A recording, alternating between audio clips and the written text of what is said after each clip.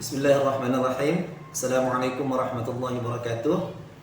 Nama saya Ruslan, kelas A21.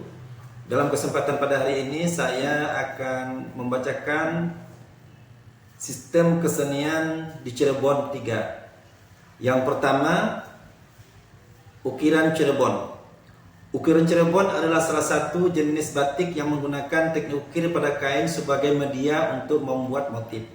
Sejarah perkembangan ukiran Cirebon dapat ditelusuri dari berbagai sumber, baik lisan maupun tulisan. Salah satu sumber lisan yang penting adalah tradisi, tutur, atau cerita rakyat yang mengisahkan asal-usul ukiran Cirebon. Menurut tradisi ini, ukiran Cirebon berasal dari seorang leluhur bernama Ki Gede Cirebon, yang merupakan putra dari Sunan Gunung Jati dan salah satu wali yang menyebarkan Islam di Jawa Barat. Ukiran Cirebon berkembang sejak masa pemerintahan Ki Gede Cirebon yang memerintah pada abad ke-15. Ukiran Cirebon juga menjadi salah satu media untuk menyampaikan pesan-pesan moral, religius, dan filosofis yang bersumber dari ajaran Islam, Hindu, Buddha, dan kepercayaan lokal. Ukiran Cirebon juga menjadi salah satu media untuk mengabadikan sejarah, legenda, dan mitologi Cirebon yang menjadi bagian dari identitas dan kebanggaan Cirebon. Yang kedua, batik keraton. Batik keraton adalah batik yang berasal dari lingkungan keraton Cirebon. Motif batik Cirebon yang paling terkenal dan menjadi ikon Cirebon adalah motif Megamendung.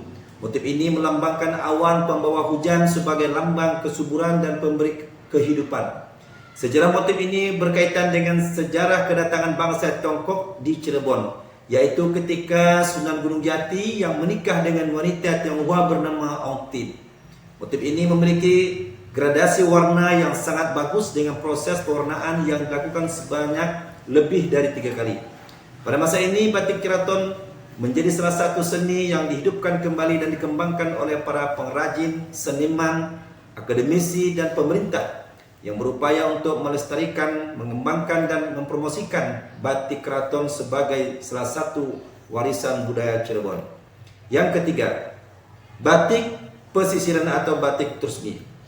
Batik pesisiran adalah batik yang berasal dari daerah pesisir Cirebon. Sejarah perkembangan batik pesisiran berasal dari seorang leluhur bernama Ki Buyut Trusmi, yang merupakan seorang pedagang yang sering berlayar ke berbagai negeri. Batik pesisir atau dikenal dengan nama batik Bang Birong memiliki warna dasar yang cerah seperti biru, hijau, dan merah.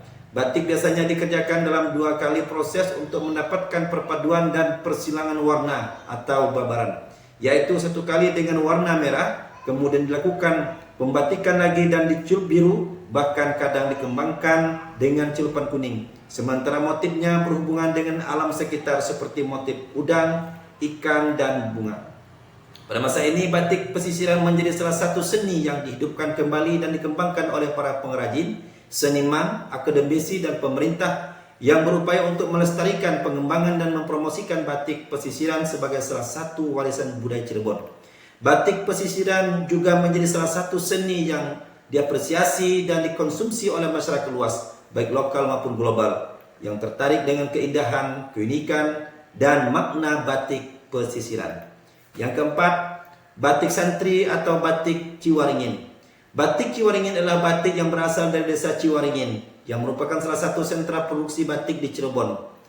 Batik Ciwaringin berasal dari seorang leluhur bernama Ki Buyut Ciwaringin, yang merupakan seorang ulama yang tinggal di desa Ciwaringin yang terletak di sebelah timur Cirebon.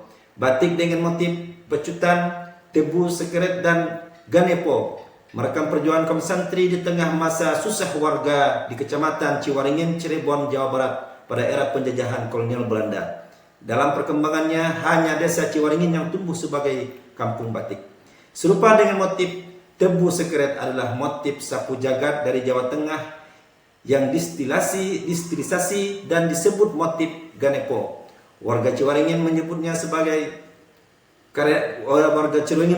ganepo karena kepanjangan dari kalimat berbahasa Cirebon, segene langka, tenagane lempo, atau nasi habis tenaga lemah. Pembeda wajib Cirebon dengan batik daerah lain adalah teknik wit, yaitu garis batas yang dibuat dengan cara diblok berlapis lilin agar terbentuk satu garis lengkung yang halus.